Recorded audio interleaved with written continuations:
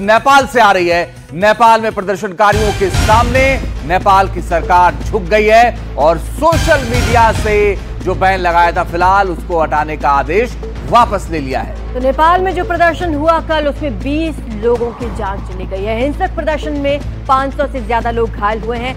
आज भी सड़क पर प्रदर्शनकारी उतर सकते हैं, यानी कि अभी भी वहां पर स्थिति कंट्रोल करने की कोशिश जरूर है, लेकिन बताया जा रहा है कि आज सुबह 10 बजे तक एक बार फिर से प्रदर्शनकारी सड़कों पर उतर सकते हैं। आपको बता दें कि ये तमाम युवा यहाँ पर जुटे थे राजधानी से लेकर अलग अलग शहरों में नेपाल के, जहां पर उग्र हो गया प्रदर्शन और कैसी तस्वीरें वहां से कल आई थी आप स्क्रीन पे देखिए।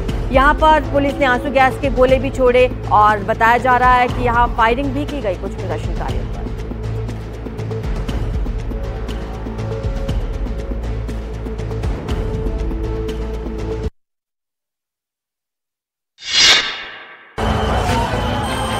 नेपाल में राजधानी काठमांडू सहित कई शहरों में कल दिन भर जैन जी का ऐसा ही आक्रोश दिखा। सोशल मीडिया पर बैन के खिलाफ लोग सड़कों पर उतरे और संसद भवन में भी घुस गए।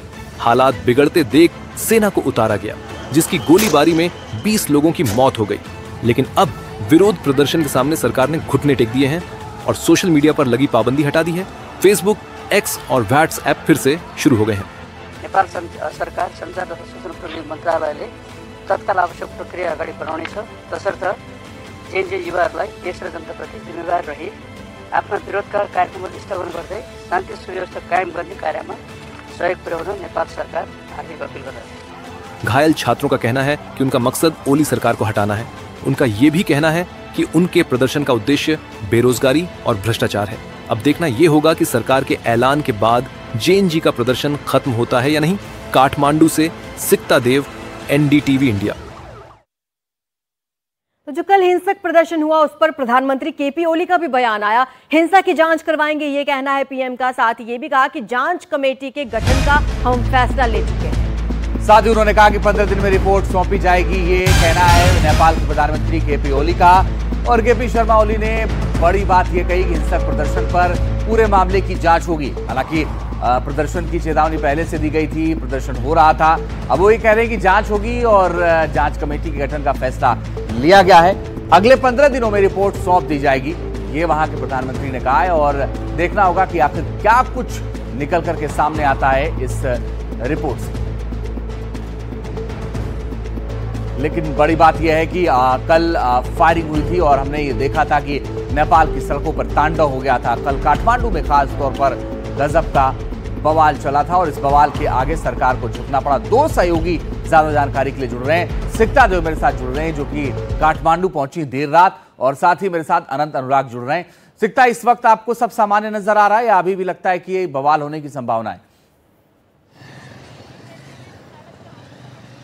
अंजीत, हम इस वक्त नेपलीज पार्लियामेंट के ठीक बाहर मौजूद है। मेरे पीछे आप देख सकते हैं ये पार्लियामेंट की बिल्डिंग। और इस वक्त जो कल यहाँ बवाल हुआ था, जो छात्रों का प्रदर्शन और प्रोटेस्ट हुआ था, जो हिंसक रूप ले चुका था, उसको अब एक तरह से यहाँ पर साफ सफाई करके नॉर्मलाइज करने की कोशिश की जा रही है। ये मेन गेट है संघीय संसद का, जहां पर ये प्रोटेस्ट हुआ था और इसी के अंदर ये सभी छात्र कल घुसकर अपनी बात मनवाने के लिए आगे बढ़ना चाह रहे थे। उन्हें रोका गया था। आप देख सकते हैं बैरिकेड तोड़ा गया था।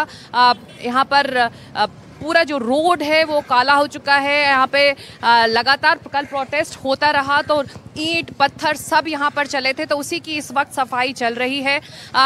जो शहर है वो सामान्य तौर पर आज सुबह शुरू हुआ है। जैसा कि आपने बताया भी हमारे दर्शकों को कि प्रधानमंत्री ओली ने एक तरह से जो छात्र हैं, जो युवा हैं, जो जेनजी हैं नेपाल के, उनसे अपील की है कि वो अपना प्रदर्शन वापस ले। और कल कैबिनेट ने बैठकर ये फैसला भी लिया कि जो बैन है सोशल मीडिया प्लेटफॉर्म्स का, उसको हटाया जाएगा। और 15 दिन के अंदर कल की घटना की जो फायरिंग हुई है, जो इतने सारे लोगों की जान गई है, करीब 300 से ज़्यादा लोग घायल बताए जा रहे हैं, उसकी जाँच रिपोर्ट 15 दिन में सबमिट करने की बात प्रधानमंत्री ओली ने कही है। लेकिन इस वक्त छात्र पीछे मुड़ने को तैयार नहीं है। कल रात जब हमने उनसे बात की तो उन्होंने कहा कि हम बदलाव चाहते हैं, एक नई दिशा की तरफ बढ़ना चाहते हैं, इसलिए एक नया नेतृत्व भी चाहते हैं। तो देखना होगा कि आज छात्र यहाँ तक पहुँच पाएंगे या नहीं।